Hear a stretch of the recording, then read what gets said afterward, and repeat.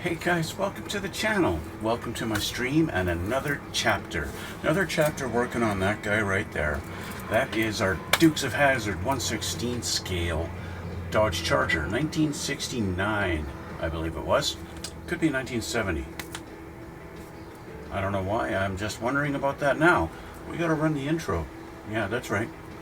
Gotta run the intro and we'll get started.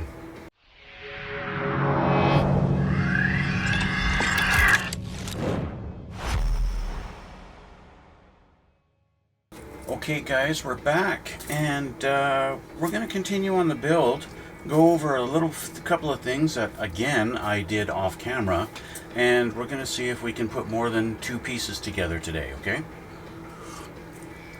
Let me put my coffee aside here because I don't need it right now. So I was looking at the thing, and of course we need to have a rear bench seat in this car, right? Because it's not a NASCAR.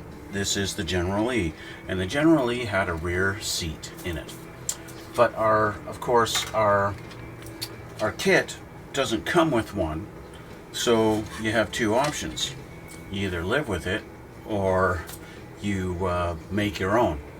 And I know I've seen some guys on the Facebook forums that guys have built this kit many times and done the General Lee version of it, and you know, they scratch built their own stuff, and I admit I do not have the skill set to really do any kind of quality scratch building. I of course can do simple things like, you know, put a piece of styrene in a hole and paint it, and it looks reasonable, right? That's fine. I can do that. But as for actually building something and making it look really good, I don't have the skills for that. And so I rely on 3D printing. And so I've been doing some experimental printing of a rear seat on here. And I've got different versions of it here that I've made. So there's my seat. I'll show you. I'll change the camera. You can have a look at it here. So here's what I came up with a kind of a rear seat, a rear bucket seat. And it's, you know, it's a reasonable facsimile, and that'll be good enough. And what I'm dealing with now is the size that needs to go in here, right? So this one is a little too skinny. It's a little too skinny here. It doesn't go to the floor, and it's a little too short in the back. So this one is too small. And so I tried doing the same thing, but just doing it taller.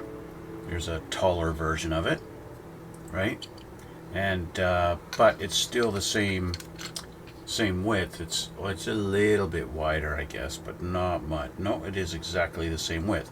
So again, not good enough, right? Sure, we have the height on the back, on the seat back, but it's still not right. It ain't right. Okay, so that's also another one. And so then I decided, let's try making it a little wider, and let's take the pieces separate, and now I've got them separate here, so I can just glue it on and get that angle, right? This of course is same height on the seat back, but the cushion is a little bit thicker, or is it? No. So anyway, the cushion's a little bit wider, a little bit deeper, so I've got just about perfect on that, just about perfect on my width, but still doesn't reach the floorboard, which I want it to. And then with this sitting on top, that looks a lot better. So I'm happy with the seat back. We just got to deal with the floorboard. So I redesigned it a little bit, and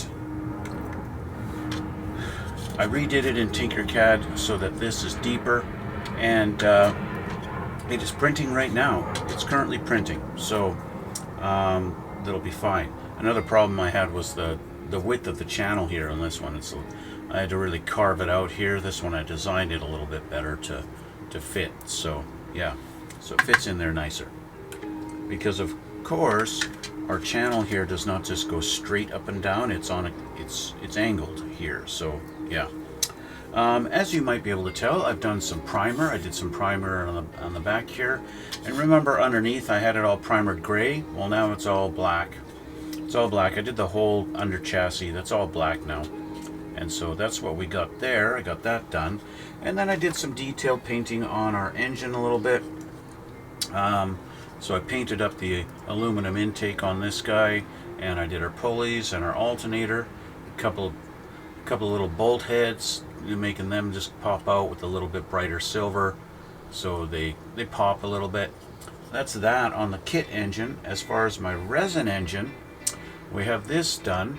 So yeah, highlighted the Mopar on there, and of course I did the bolt heads on that.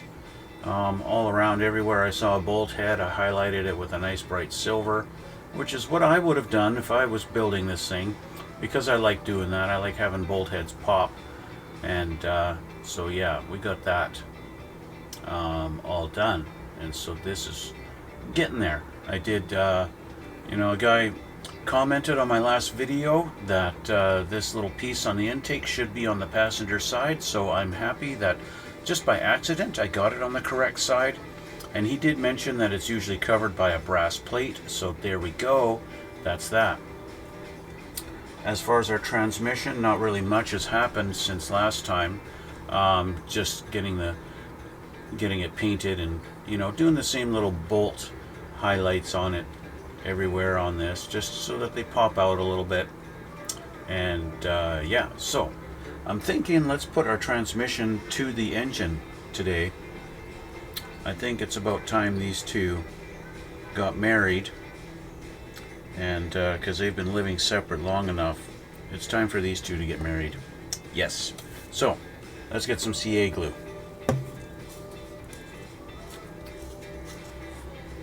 Because of course it's resin, you need to use CA glue. It's just the nature of the game. Now of course, once I do put these together, this is not going to, I can't do this with it anymore, but that's okay. It'll sit like this.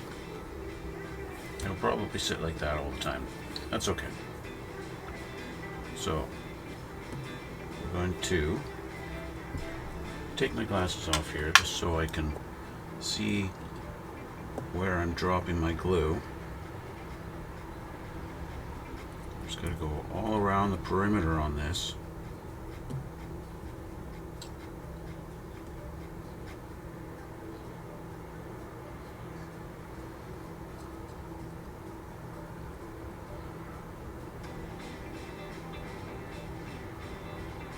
Alright. Let's close this up. I don't want to accidentally dump CA glue everywhere. That would be a nasty, nasty mess. Okay, so we're going to match up the top here, get her in the center, and we're going to make sure she's straight, and she is. So I got it first try, done. Okay, there's our transmission mounted to our engine, just like that. I'll let that dry and then we'll put the starter on there. So I don't really want to touch it, I want to just let it sit. Alright, I'm actually going to put this over, on the table behind me, so that I don't accidentally knock it or anything like that. I want to give this a good 10 minutes to dry before I play around with it, right? Even though the CA glue dries super quick, and my CA glue it's old, so it's thickened up a little bit, and it does take, you know, instead of the 10 seconds to dry, it takes about a minute now, so I just want to leave it. So it's down over there. The other thing I did last time was I got our rear diff is all painted nice and flat black now, just like it should be. I was thinking maybe of doing it in gloss black, just so that it stands out, but you know what? This is the General Lee, and the General Lee drives on dirt roads all the time. This thing's gonna get dirty. It's just gonna be the nature of the game. It's the way it is. She's a dirty car, right? At least underneath it is, anyway. What else? Let's start, let's take a look at our instructions and we'll see. Oh, the other thing I need to do, I was looking at, speaking of rear seats, I need to have a rear deck lid to go.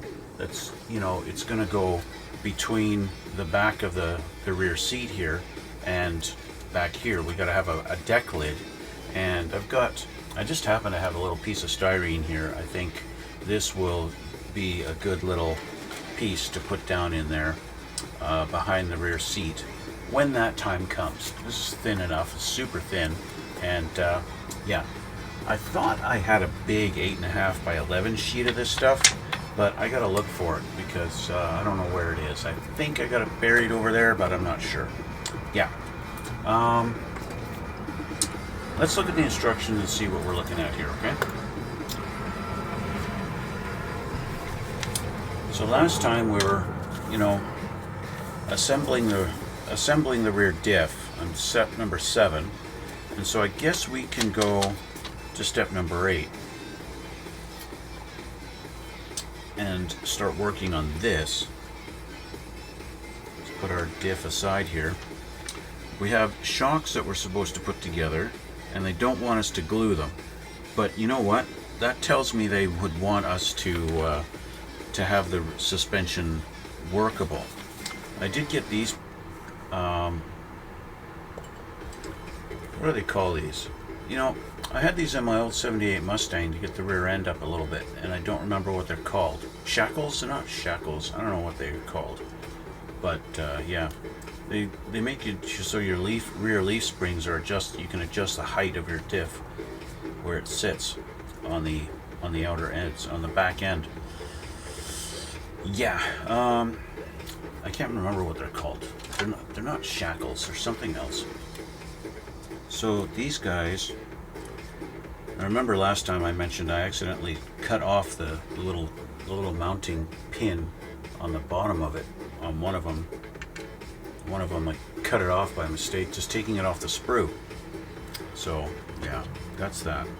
So these guys, they do have kind of an angled mount where they mount down, and I'm guessing they're supposed to lean a little bit forward. I don't know. It's really hard to tell on here where they're supposed to mount.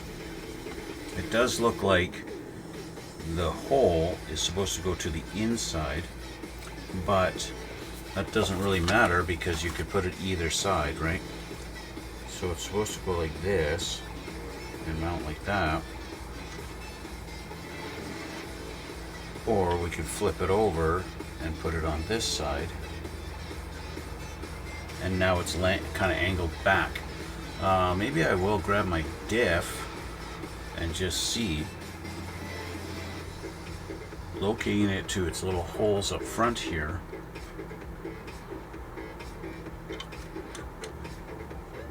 Let's get those put in there. And it's interesting where locate the springs to the first hole for the highest position.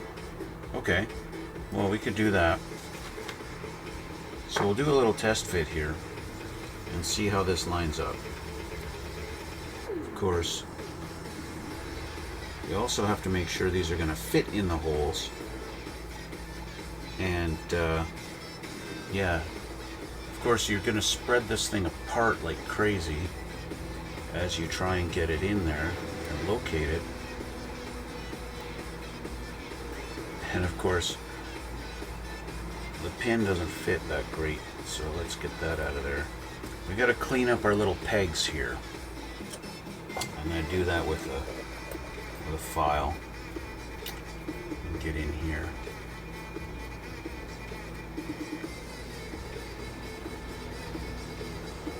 It's really just a little bit of flashing in there that makes it not want to go in the hole.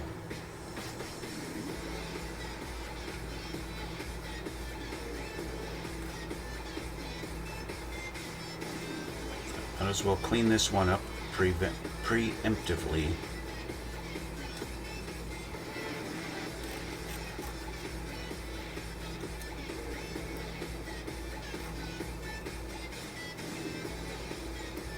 Yeah, this one, the hole even looks like it's bigger. There, the peg is actually physically...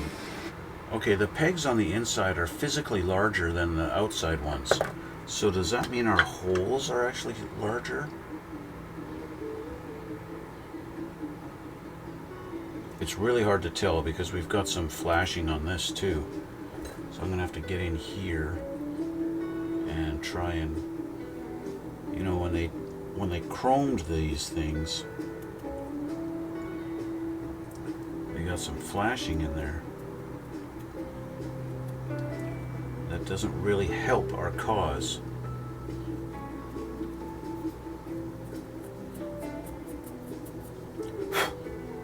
Okay, so it actually looks like this side has the bigger hole. Let's see if we got the same on this one.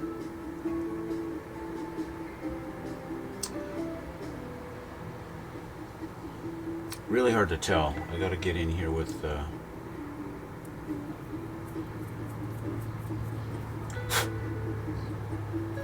this one. The hole is actually plugged on the outside, or on that side.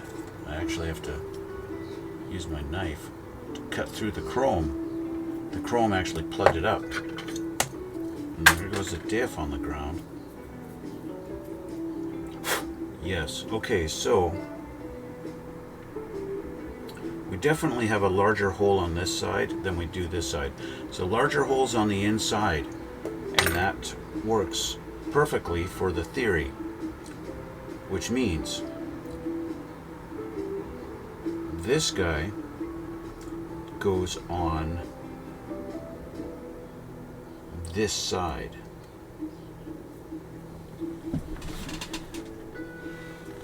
So there we go, that's how we can tell. And we got to get this on here.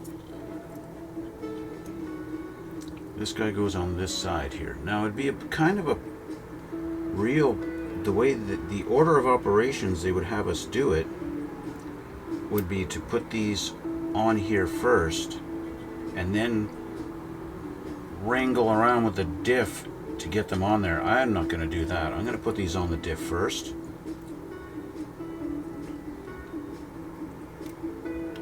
There we go. So they're on there now, and now that's going to be so much easier to get these guys lined up and in their spot, like so, when the time comes, when I'm actually going to mount that. That's going to be so much easier than putting these things down first. That's no way. No way, no way. Okay, so that's that. Let's get that off of there. Put you over here. Let's work on our shocks. Have I shown you guys this? I have. They're black right now, but I made ignition keys. I made an ignition key set to go with this thing, so I can have the keys hanging off out of the ignition and the dash. Yeah, I still have to paint them nice bright chrome looking silver stuff, but yeah, they're actually, I got a file, well actually I just took a picture of Chrysler keys online so that I could do that.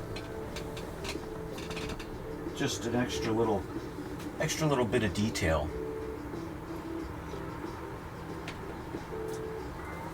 Saw a guy on the Facebook group who's building this exact same kit, and he's painting his red, and it's his engine just looks beautiful. He's using the kit engine, and it looks absolutely beautiful. His intake manifold he did is the body color instead of aluminum like I did. But yeah, it looks really gorgeous. Just yeah, his kit's gonna look a lot better than mine. I'm a little jealous, really. I try to do the detail, but I don't get it beautiful looking like he did. Okay, let's look at our shocks. We gotta get part number 147 and 236. 236, I believe, are chrome.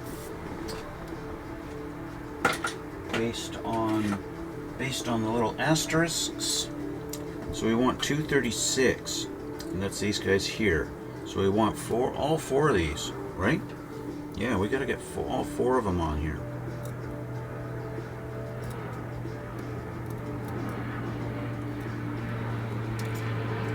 But you know what? The shock bodies, I don't want them black. I don't want black shock absorbers on this thing. So let's find part 147. 147, I don't know what sprue they might be on. Are they on this sprue? That would be a no. That's a no for me, dog. Let's see. Let's look in our box here.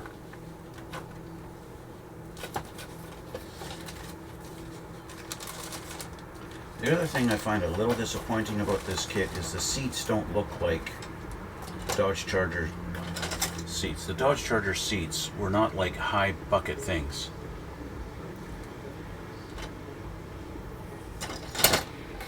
And yet that's what we've got.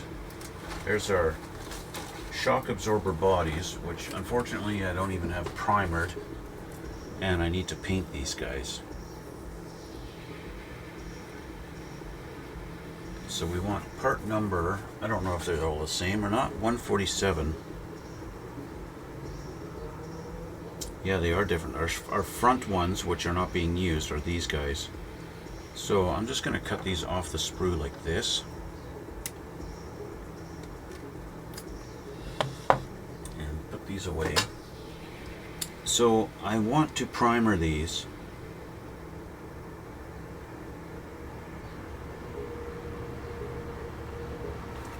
So what I'm going to do, I'm going to cheat, and I'm going to use a primer that everyone criticizes. I'm going to use this stuff. I'm going to use that. Rust-Oleum. I know. I hear you guys already complaining. Why are you using Rust-Oleum? Blah blah blah. Well, you know what? It's just primer on some shocks. You know, it's not going to harm it. I'm not primering the body. Doesn't matter. Doesn't matter. You do have to shake it up quite a bit though to get it to go. So, and it does come out quick. Comes out fast.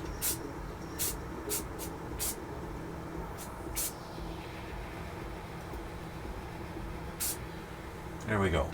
Bingo, we have white shock bodies now. I'm not going to leave them white. The intention here is to have these yellow. I'm going to make them like Monroe shocks or something like that.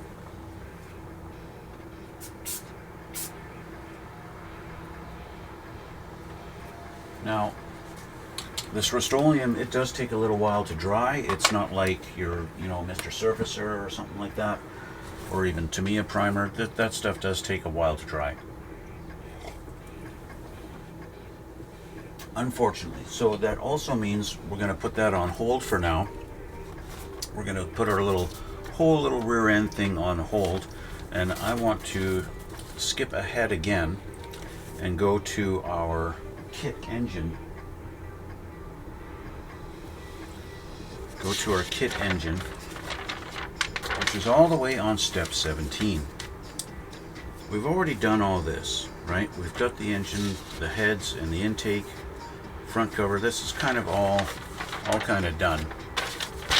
But I want to go to this section here. We got the front parts put on also. Okay, that's all done. Nicely done. I did find it quite funny. The fan belt. It's obviously this is my problem. This is not necessarily any fault of the kit. It's just the way I mounted the alternator. The way I mounted the alternator, the bottom of the fan belt does not actually come in contact with the crank pulley, and so I've got a little bit of a gap there that, well, fortunately I'm not really going to see it, but yeah, it doesn't quite line up at the bottom there. That's me. That's a me-the problem. I'm the one who did that. So we got the oil pan on. I did that. So we're going to put in the valve train. I think so. Yes. Number 20 and 19. I want to put those in. I'm thinking I want to have this engine at least with one valve cover off. I'm going to have this engine just kind of displayed on display. So we have the valve train here. Number 19 and 20. Let's do 19 first. There's 19. He goes here, and then 20 goes on this side.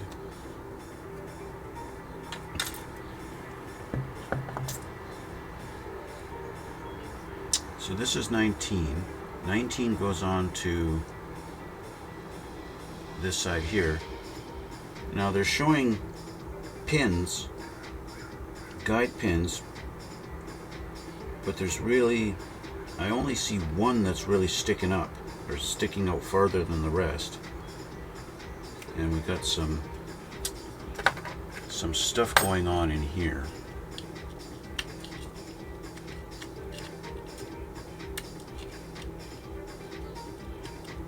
There we go. Ejector pin stuff. This side not nearly as bad.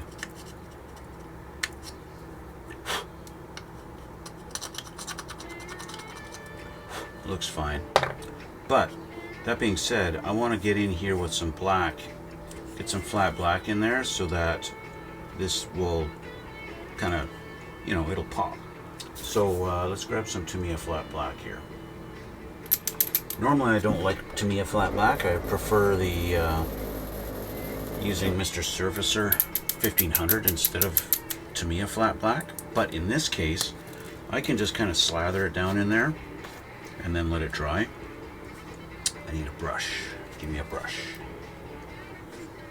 So I think just kind of paint in here, and it's not going to matter if it's pretty.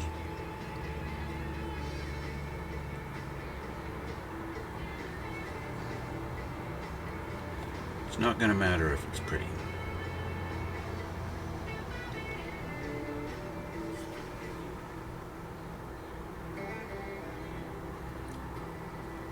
Get in on the sides too, our side walls. We're going to go for the illusion that this might be real and might actually be cast iron in there. Now, I'm not sure if I'm going to do both. I think I might just do one with the valve cover off, and not both sides.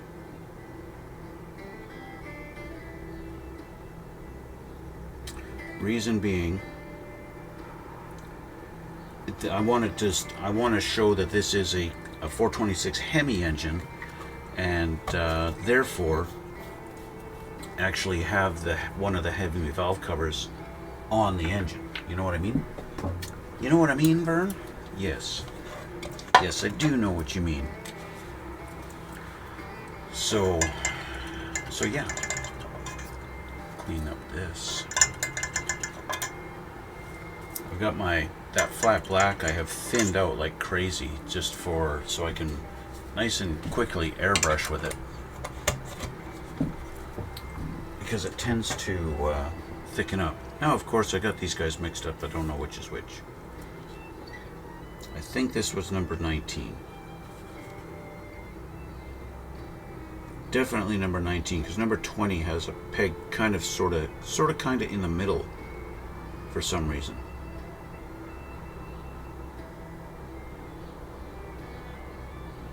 I don't know why it's got a peg in the middle. It doesn't have a hole in the middle. It's kind of weird actually. Anyway, number 19 goes on this side. And so let's just do a test fit and see if it fits in the holes. Because we've got two little kind of divots down here. So we'll see how this fits. It doesn't really line up. So I'm going to trim this little peg off because it doesn't line up with the hole here.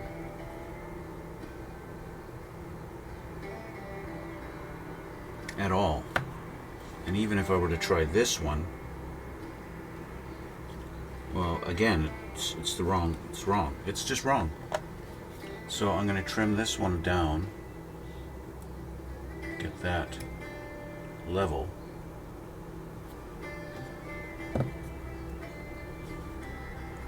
And then I know that this one is going to line up with this hole here.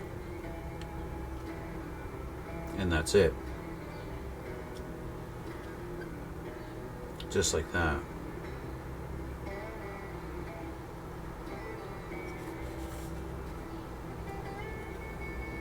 what I kind of would like to do, so I don't know if you guys can see on the camera, see how I got a little bit of flashing going all the way around on all the edges there?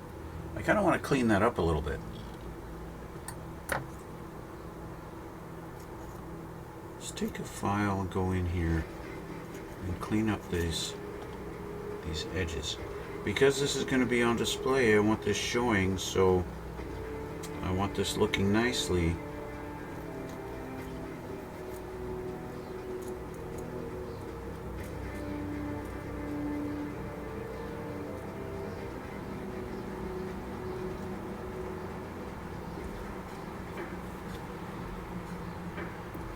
Getting in here is going to be a little bit difficult.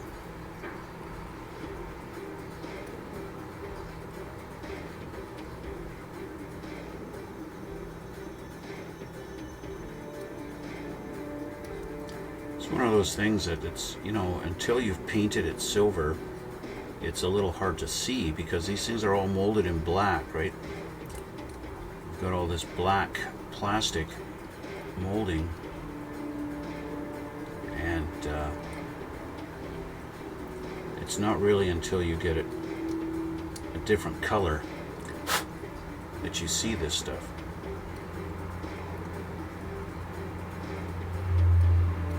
So then you got to clean it all up, and then you get it clean,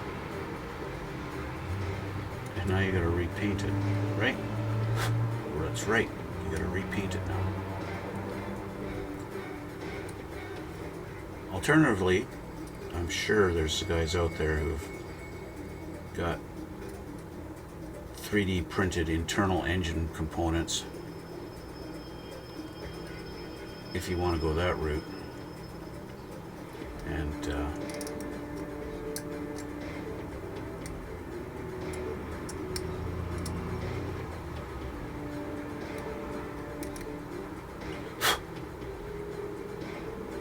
well, that does look just a little bit better.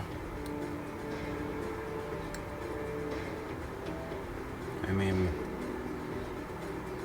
I'm not going for hyper realistic, I just wanted a little bit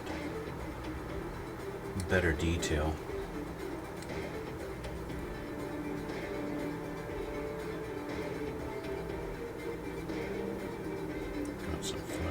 Here.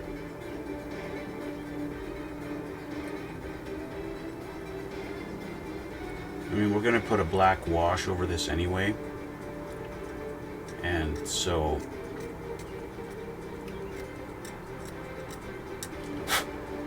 the fact that I've scraped away some of this aluminum paint, that's okay.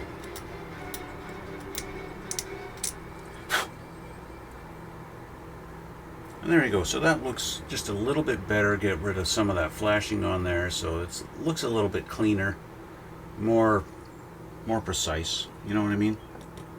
Just a little bit.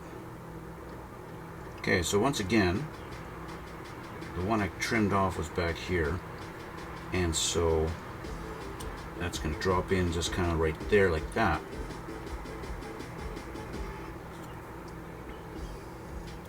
And of course, the angle, I see I still have a little bit of flashing on this row.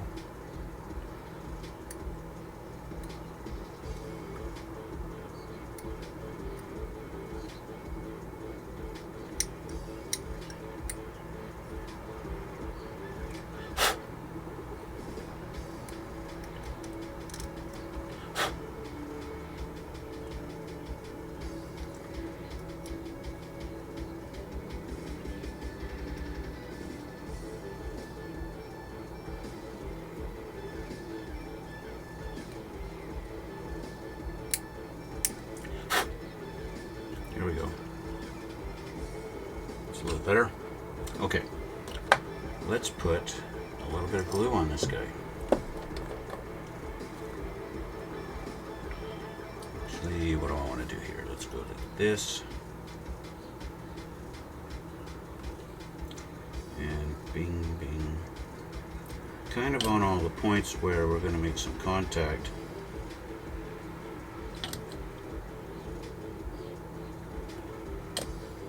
Because once we get in here,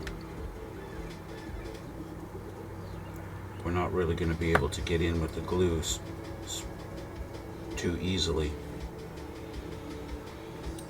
We'll try and add a little bit extra to our edges, just to add.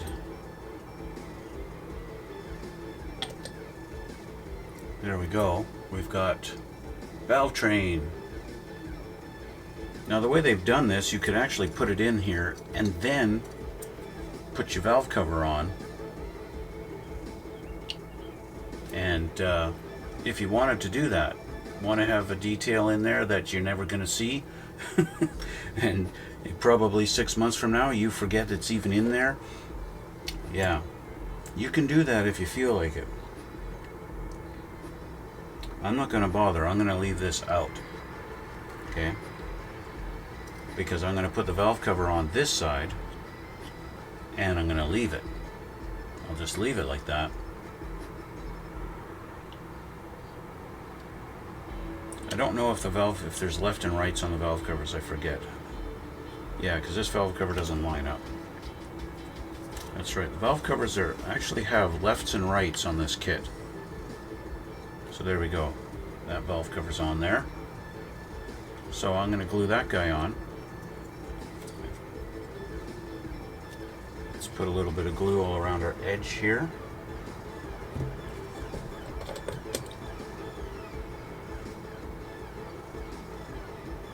And in our little mounting holes.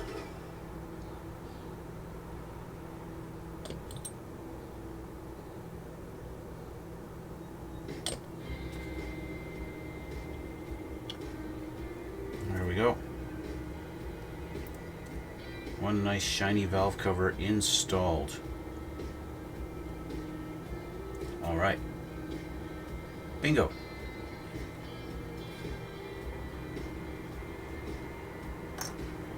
I'll keep the other one just so I do have the option of actually having the valve cover on this if I want, but I'm thinking more like, yeah, we'll just have the valve cover like, you know, off to the side somewhere, kind of mounted. You know what I mean? I do have the plate that's supposed to go on the back of it. I think I'll paint the plate aluminum and put it on. I'll paint it first. I'll just paint it aluminum and put it on after. And then we're going to have the flywheel and the clutch assembly. That gets mounted on here. It's got two little tabs to line it up, and it goes just like that. Okay. I also have the starter out of the kit. I'm going to have that one. I'll install the starter.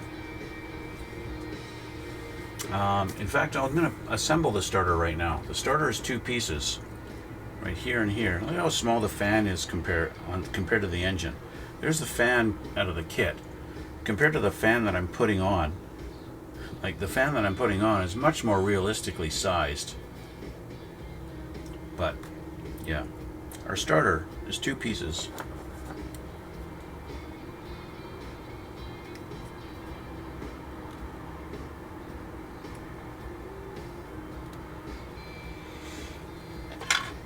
Two pieces to the starter.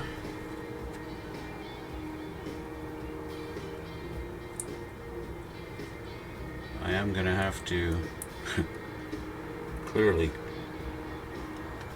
this is a terrible mold in the starter.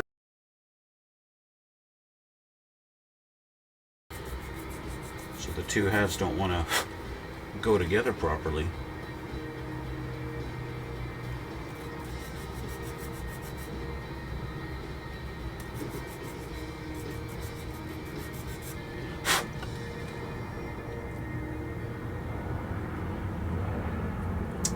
And our guide pins don't line up. Our guide pins for the starter don't line up, so I'm going to trim them off.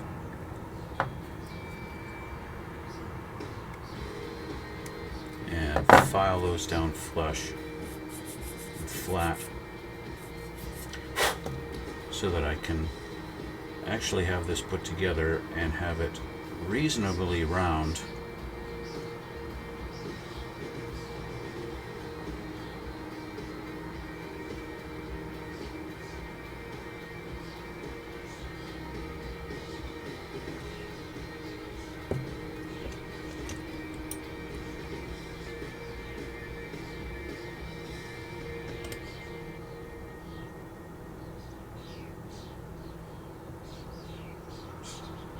It's going to take a little bit of work to get this thing straight.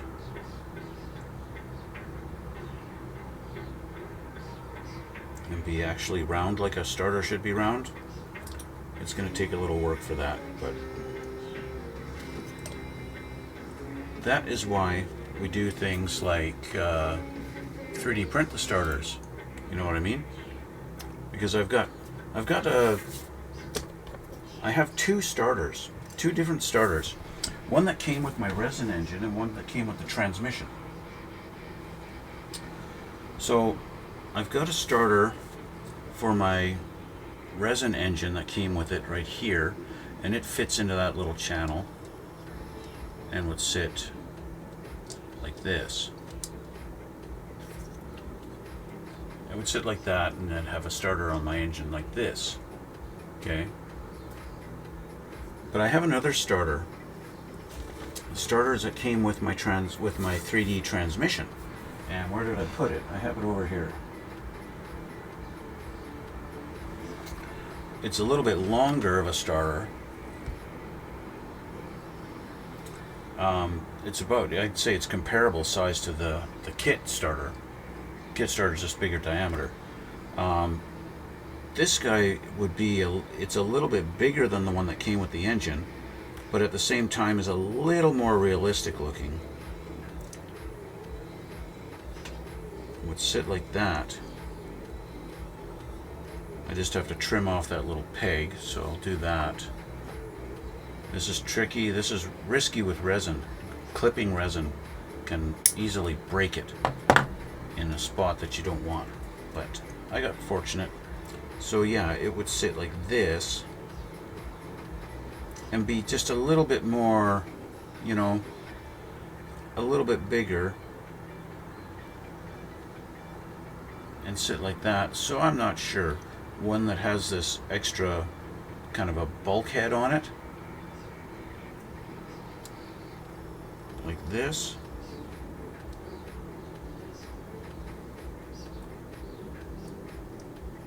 The extra bulkhead would kind of cover up the bell housing a little bit. So that might actually be a better choice, I think, to do that. Now what I need to do, because this part should not be black, so I'm going to get rid of my black on this.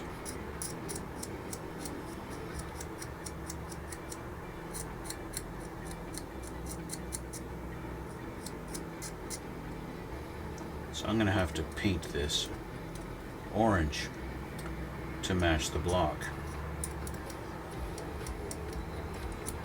But of course I'll have to primer it first.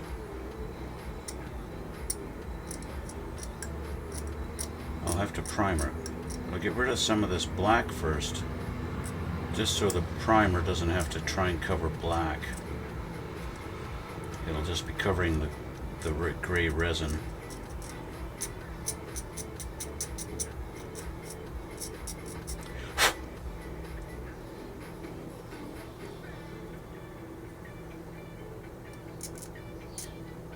There. I don't have to worry about this side because that's the side that goes in this little channel.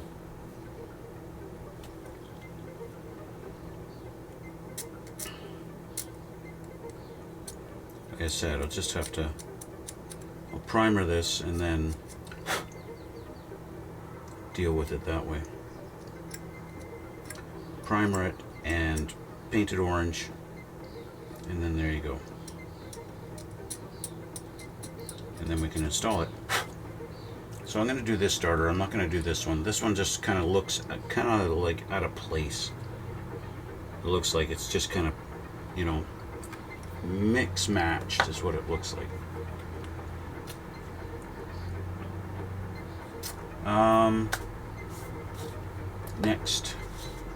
Next. We have our carburetor that's supposed to go on here, but I got to paint the carburetor. I got to do the nice golden color on the carburetor for the kit carb. Kit carb, yes, it's a kit carb. This guy here. This guy's going to go in right here. Bing. But like I said, we got to do the color. Now the color I have is this stuff here. MCW Finishes. Carb Green Gold Semi-Glossy Enamel. Okay, good stuff. Why is it good stuff? It's good because it matches carburetor color really nicely. Carb color is one of those things that is just really hard to match, and everybody finds it kind of difficult. Some guys just use, just grab the brass color and go. Other guys, they try and mix. I've tried to mix, grab some gold and then mix it with a little bit of green, which is probably kind of what these guys have done. But we need to go and get this along in here.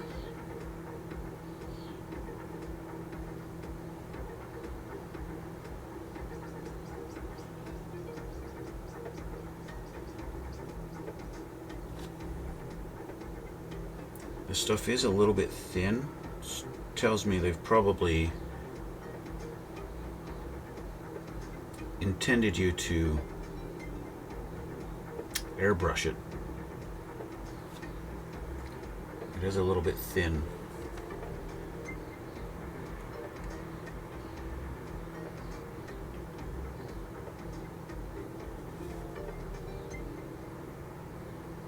And the other thing I would prefer it if this stuff was lacquer,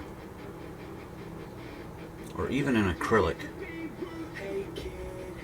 but it's enamel.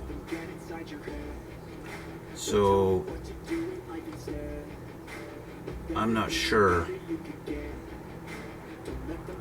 what's going to happen when I get to the point where I'm going to do my panel liner, because those paints are enamels also. And they clean up with white spirits. I actually want to do a little bit. Let's kind of do a little bit of a coat on that. There we go. Okay, let's clean my brush.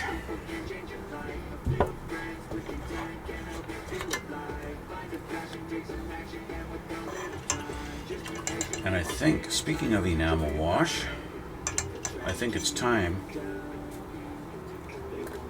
to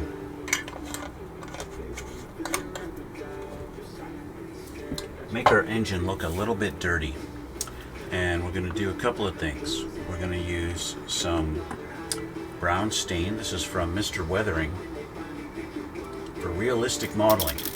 This is brown stain, and I'm going to mix the brown stain a little bit with black, just plain black. You've got to mix these up. They've been sitting for a while.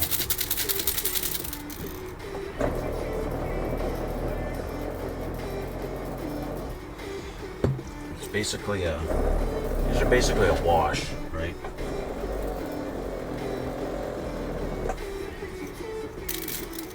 So I want to do, especially on the inside of the valve cover here, I want to use the black.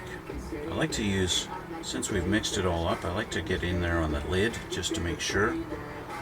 I have not used these a lot, so it's real good.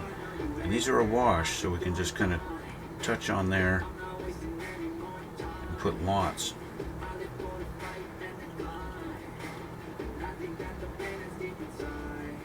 We can clean that up a little bit later. Okay, and we're going to put a little bit around in different spots on our engine here.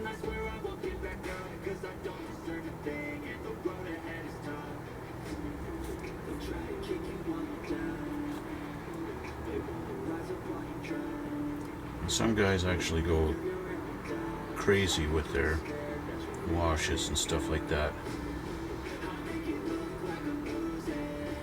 I'm going to be a little bit sparing. And this stuff looks like it's kind of going into the paint, into my orange, which might give me a little bit of a hard time trying to clean it up. I'm not sure. It's possible though. I might have a total regret moment in doing this without putting a clear coat on first. Okay, let's clean up the black off my brush a little bit. Now let's grab some brown. Now, why brown? Well, brown is, you know, it's gonna just be so that we're not dealing with only black on this thing. That's, you know what? Yeah, you know what I mean.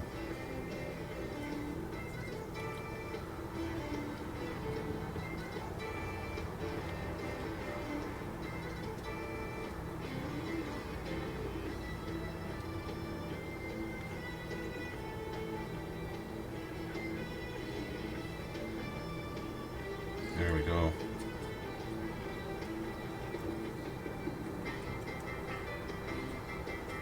All over the place.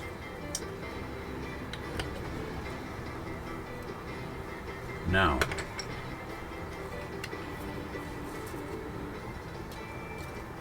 we take some white spirit,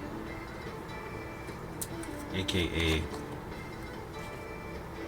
odorless thinner.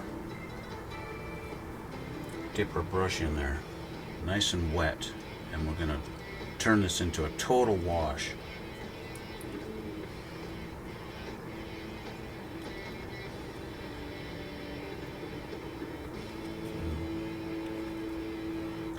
Total wash. We can use it to highlight areas, we can blend it in others, all kind of stuff. And then of course, because it's such a runny, liquidy wash, it will just naturally go into cracks and crevices and stay there. Just like it would in real life. My valve train is going to be a little bit different story. Now onto our, and the same with our intake. Because the intake I painted with flat aluminum, it's going to be a little bit more difficult.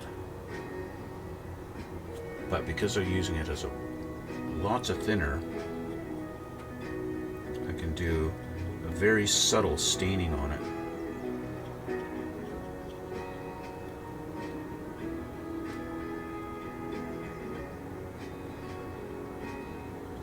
Just like that.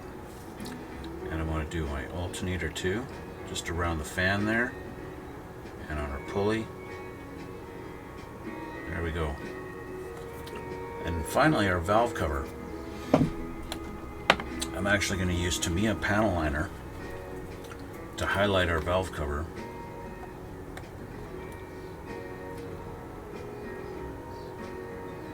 Because it's chrome.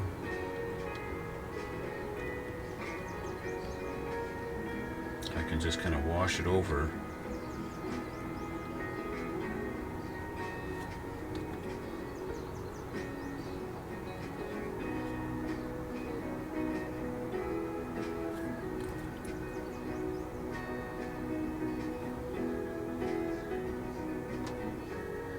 And I probably won't even have to clean it up. Just leave it. There we go. Not bad, not bad. As far as this goes, I want to go in just around the base of my carb here.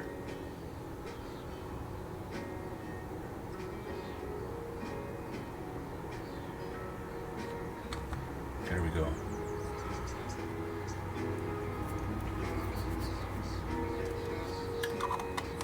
And we're going to do a little test on my little carbs. Let's grab a clip. See if I can hold on to this without it flinging anywhere. Let's just try that. Okay. Because, like I said, this is enamel paint.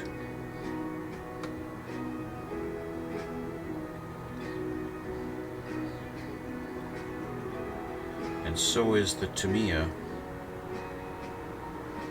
panel liner.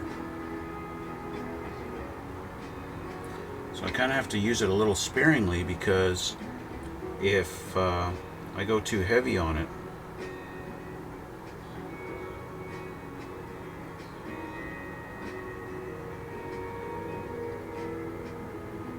I'll have to try and clean it off, and I think the white spirits will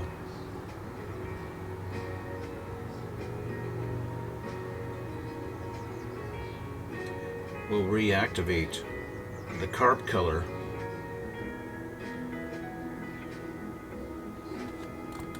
But it looks pretty good. That's some pretty good detail on that now. It's not bad.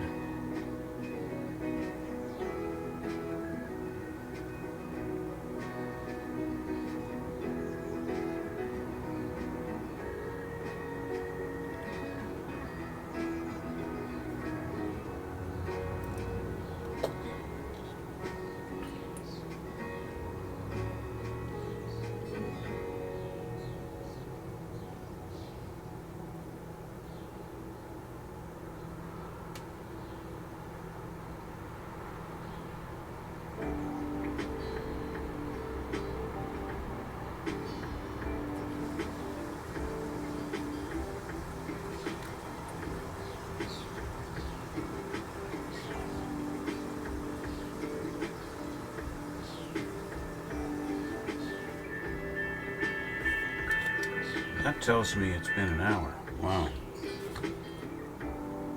Once again, not really a lot done, is it? Was it?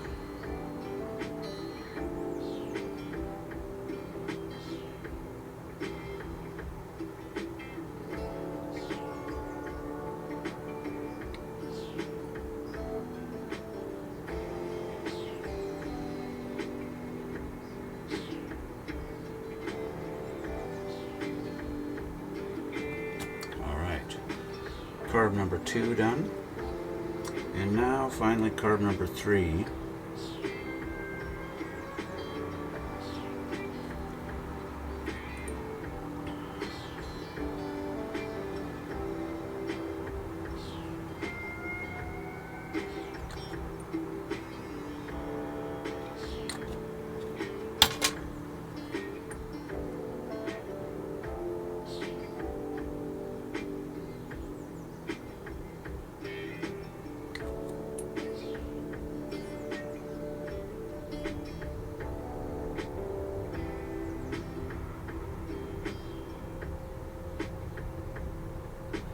Really is nice when you get that detail in there that just highlights everything, and you can suddenly see all the detail and everything. It looks really fantastic. I love it.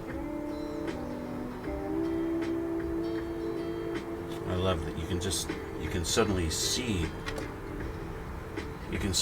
the detail in it even from far away. It's just looks really awesome. All the linkage and everything on there, it's just really fantastic. I love that.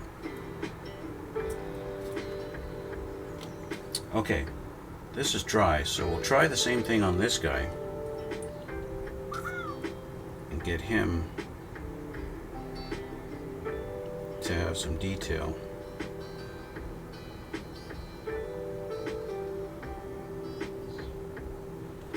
Even though he's really not as detailed at all.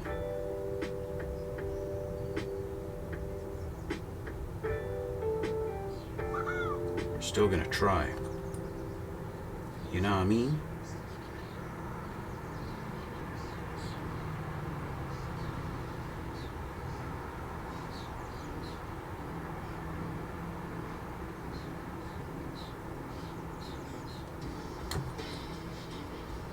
Kind of get in here a little bit